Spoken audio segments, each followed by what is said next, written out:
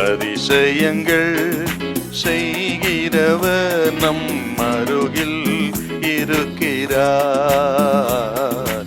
அற்புதங்கள் செய்கிறவர் என்றும் நமக்குள் வசிக்கிறார்.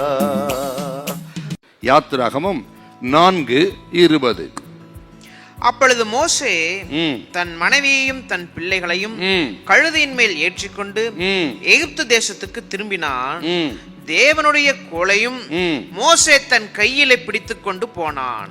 தேவனுடைய கோலை மோசே தன் கையிலே பிடித்துக் கொண்டு தமது ஜனத்தை விடுவிக்கிற தேவ திட்டத்துக்கு தன்னை அர்ப்பணித்து எகிப்து தேசத்துக்கு புறப்பட்டு போனான்.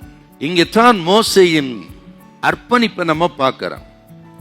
ஆக ஆண்டோடைய பெரிய திட்டத்துக்கு தேவனார் தெரிந்து கொள்ளப்பட்ட தேவ மனிதர்களிடத்துல கர்த்தர் எதிர்பார்க்கிறது அர்ப்பணிப்பு.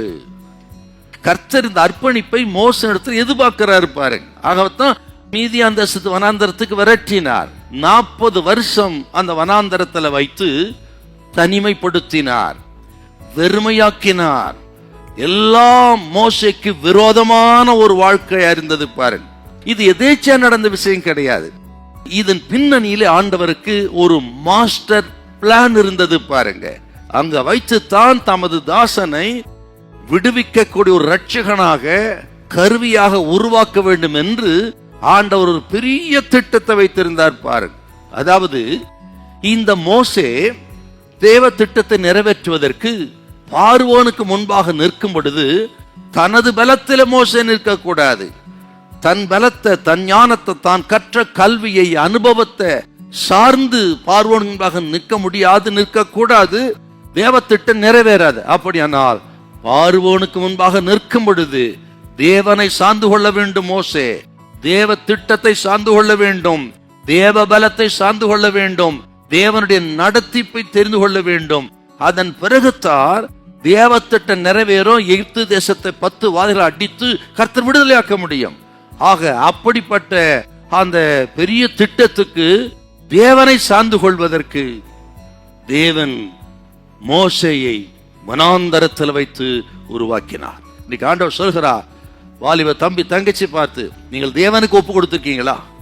உங்க ஸ்கூலுக்கு ஒப்பு கொடுத்திருப்பீங்க, காலேஜுக்கு ஒப்பு கொடுத்திருப்பீங்க, வேலை செய்யற இடத்துக்கு ஒப்பு கொடுத்திருப்பீங்க.